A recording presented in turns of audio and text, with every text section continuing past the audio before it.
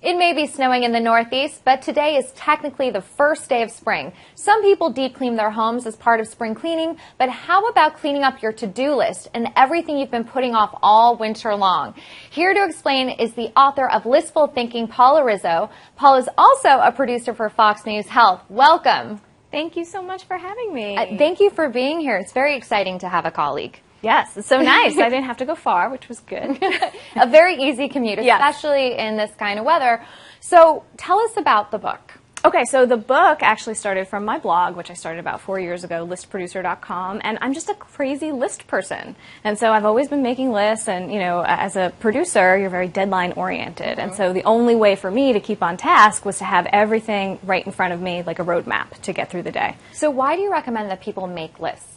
Because there's just so much going on, and so to be able to have one central location where you can refer back and see what was I supposed to be doing today, you know, because distractions happen, you know, people come into your office, you get called away, your phone rings, all of these things, but being able to have a central place to just go back, whether it's in the grocery store or at home or at work, it's just so helpful. Do you have a way that you recommend to make a list? Because we do get overwhelmed, like you said. We forget things. We're an ADD society, and we're always on our smartphones. So do we write the list out on a smartphone, on an old-fashioned piece of paper with some pen? What do you recommend? I feel like whatever works for you is what you should go with. And so you don't have to only do paper or only do digital. You can do a little combination of everything, which is what I do. But for a to-do list, I do a daily to-do list. And I like to do it right before I leave work at the end of the day.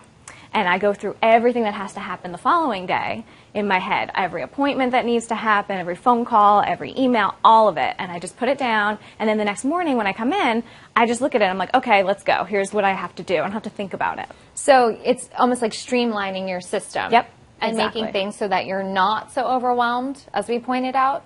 Yeah, that's it. You just want to get it out of your head. Yeah. Because how many times are you running around like, oh, wait, I forgot to do this, and I meant to do that, or I need to call this person, I need to do all these things. If it's on your list, you'll get to it.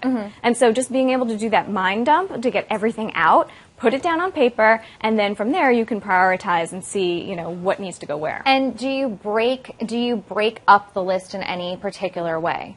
I do. So I do sub-lists for my lists. So I never put work and home lists together in the same place. So separate the business and the personal. Totally. Okay. Because I feel like that way, when you look at it, you know what you're going to get there. You know exactly where you're going to be able to find those to-dos or those things. Otherwise, you look at it and you're like, oh, wait, I have to get Grandma a gift, but also I have to finish, you know, writing this script, and it's your mind gets a little jumbled. Yeah, totally. So you want to have two definite separate places. You can have it on the same piece of paper. Like I have it all on the same piece of paper, my daily list, but there's work on the left and there's home stuff on the right. So it's important to be organized, but also organize your list. But why is it that you say that people are very disorganized and can't plan and can't seem to stick to what they have to do?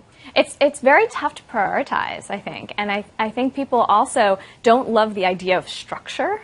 Really? You know? Yeah. Because I feel like we're all so structured in a way. Well, I feel like at work, I was really great at this. And so I could make tons of to-do lists, and I was, you know, on top of my game, getting everything done, making sure I got to my deadlines. But at home, I wasn't doing it. Yeah. And so I was sort of all over the place, and I felt like, you know what, I don't want to do it at home because I want it to be easy, and I don't want to be so structured. It's, you know, I want to relax. But everything, I was forgetting everything.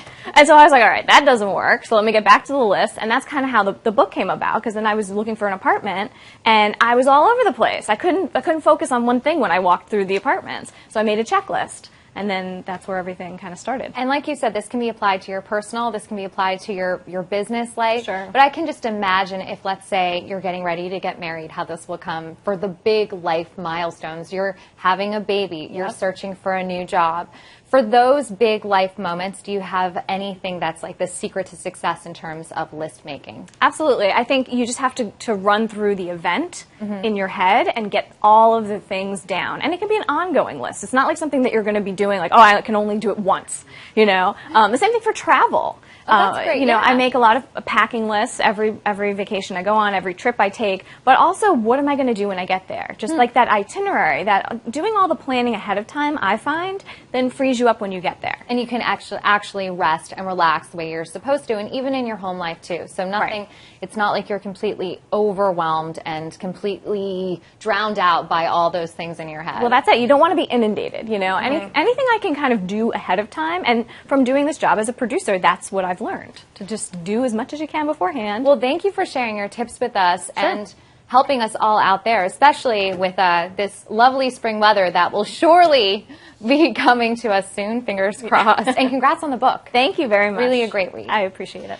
Check out Listful Thinking. For more on this, check out listproducer.com. I'm Diana Felzone. Thanks for watching.